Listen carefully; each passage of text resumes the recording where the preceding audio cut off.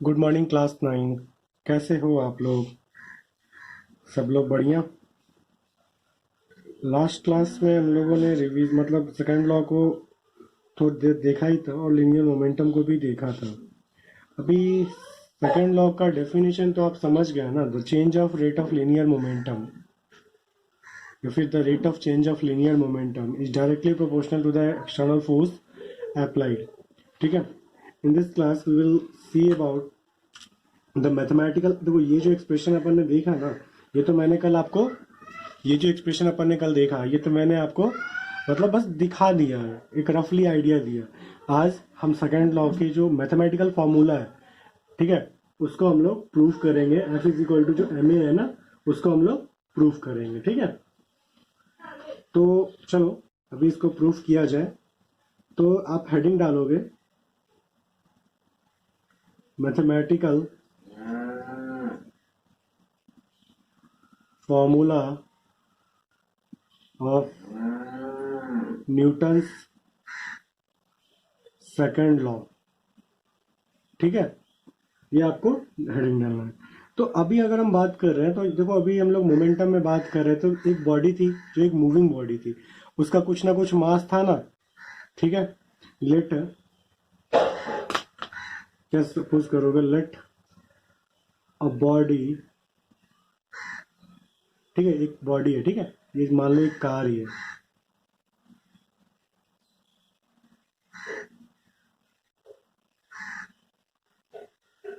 ये एक कार ही है, ठीक है। लेट अ बॉडी और अ कार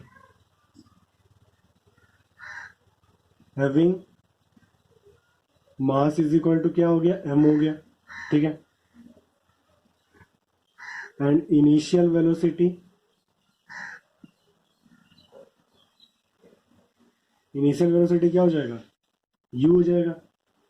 ठीक है, इनिशियल वेलोसिटी यू हो जाएगा along a straight line।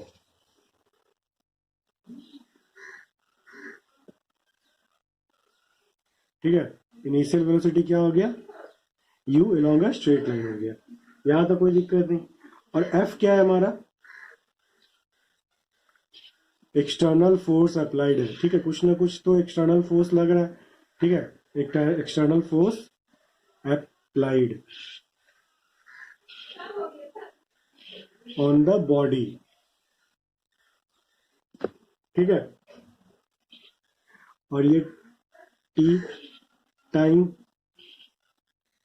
For which force is applied, मतलब जितने टाइम के लिए हमारा जो फोर्स है ना वो लग रहा है, वो टाइम टी हो जाएगा। ठीक है, अभी जब फोर्स लग रहा है, एक चीज देखो, अभी कोई बॉडी है, एम के मास है उसका, और इनिशियल वेलोसिटी से चल रहा है। हम लोग उसमें कुछ एक्सटर्नल फोर्स लगाया है इसमें। जैसे इधर से देखो, इधर से अपन ने एक एफ का एक्सटर्नल फोर्स लगा दिया। अभी तो इनिशियली ये एम और यू के साथ चल रहा है। जैसे हम लोग एक्सटर्नल लगाएगा तो मास तो इसका अभी भी उतना ही है, लेकिन यू का वैल्यू अब चेंज होकर क्या हो जाएगा, वी। ठीक है, तो हमारा अभी क्या हो जाएगा, फाइनल वेलोसिटी। वी हमारा क्या हो जाएगा, इसका फाइनल वेलोसिटी हो गया। यहां तक किसी को कोई दिक्कत नहीं। ठीक है, अब ये एक चीज बताओ मेरे को, ये फाइनल वेलोसिटी कब होगा, ये जो फोर्स लगाए हैं, ये जो फोर्स लगाए हैं या ये जो फोर्स लगा रहे हैं, ये कुछ टाइम के लिए लगाएंगे ना, ये कुछ टाइम के लिए लगाएंगे। ये टाइम के बाद ही तो इसका फाइनल वेलोसिटी होगा। ठीक है, तो फाइनल वेलोसिटी आफ्टर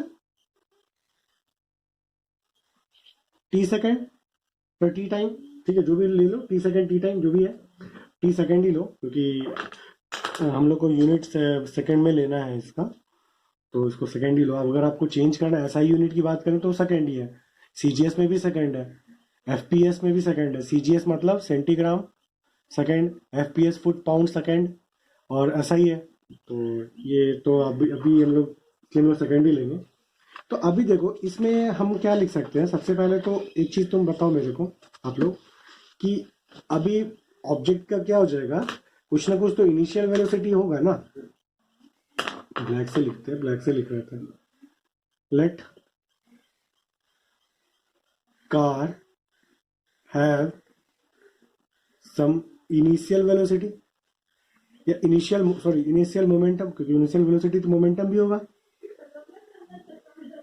तो इसका इनिशियल मोमेंटम क्या हो जाएगा, P1 बोल दो या PI बोल दो, M और U, ये हो गया। अब आफ्टर द फोर्स अप्लाइड, ठीक है, आफ्टर द, लिख लो, when the force is applied, when force is applied, जब अपन ने फोर्स अप्लाई कर दिया है तो क्या हो जा रहा है, देन बॉडी विल हैव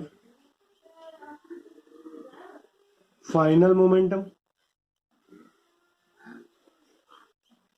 उस बॉडी में कुछ फाइनल मोमेंटम हो रहा है, तो F से डिनोट कर लो, तो मास तो अभी भी सेम है ना, V हो जाएगा। When the force is applied, body will have final momentum, क्योंकि फोर्स अप्लाइड करने के बाद क्या लग रहा है, V final velocity after t second, तो फोर्स लगने के बाद तो ये हो जाएगा। तो अभी आप बताओ मेरे को, तो द रेट ऑफ चेंज क्या हो जाएगा भाई, रेट ऑफ चेंज क्या हो जाएगा, rate of change of linear momentum, ठीक है, rate of change of linear momentum. एक चीज याद रखना, जैसे हमने रेट ऑफ चेंज की बात कर दी ना, उसी वैसे ही हमको सोच लेना है टी से डिवाइडेड है,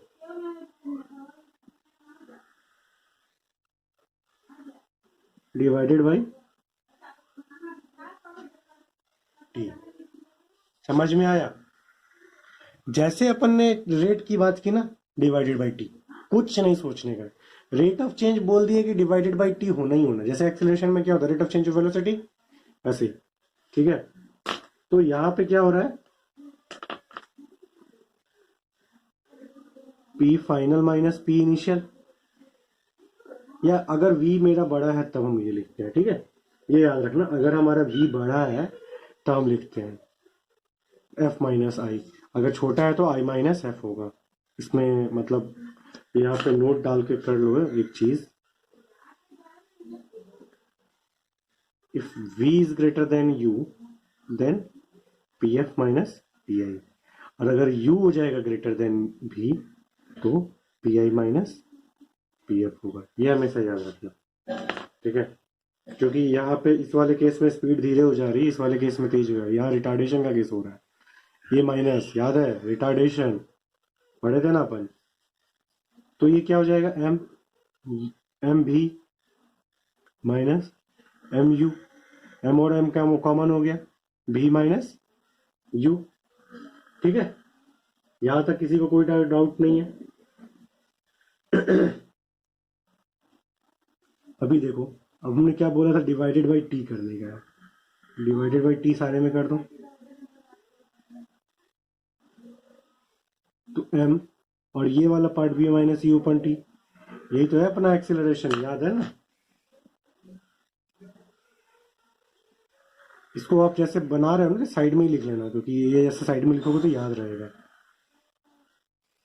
B minus U upon T, याद है ना, बोले तो नहीं हो गए। तो क्या आ जाएगा हमारा, रेट ऑफ चेंज क्या आ जाएगा हमारा, क्या आ गया है, रेट ऑफ चेंज क्या आ गया हमारा, एम ए है ना। तो हम लोगों ने न्यूटन सेकंड लॉ में पढ़ा क्या था, जो फोर्स है is directly proportional to the rate of change of linear momentum, rate of change of linear momentum हम लोगों ने पढ़ा था, इज इट क्लियर। तो एफ क्या हो जाएगा हमारा, प्रोपोर्शनलिटी का साइन जैसे हटाएंगे हम लोग, तो F is directly proportional to अभी एम ए लिख लो, तो अभी प्रोपोर्शनलिटी का साइन जैसे हटेगा तो यहाँ पे क्या हम लगा देंगे, के एम ए, यहां तक किसी को कोई दिक्कत नहीं, ठीक है। और की क्या है, कांस्टेंट ऑफ प्रोपोर्शनलिटी,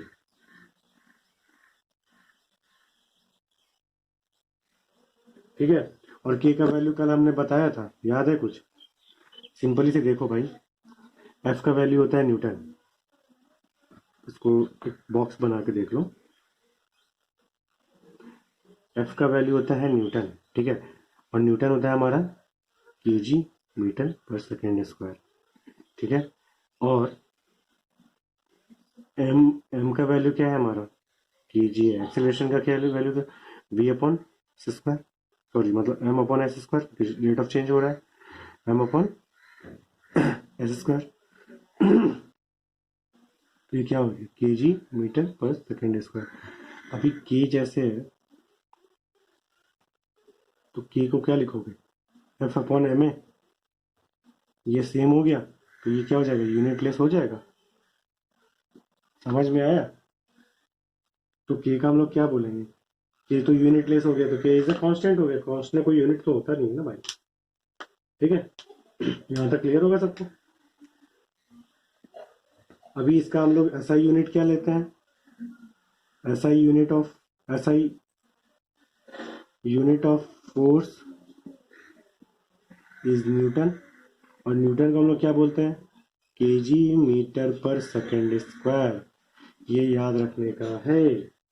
समझ में आया। यही हमारा होता है mathematical formula of Newton's second law, ठीक है।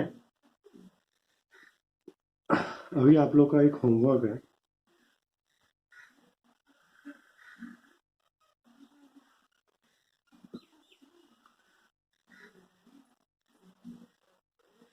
Write down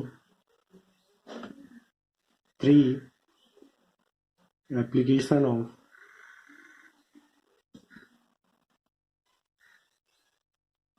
Newton's second law. 3 application इसको आपको लिख के रखना है, ये आपका होमवर्क है, ठीक है। चलो गुड बाय, टेक केयर, अच्छे से रहना है।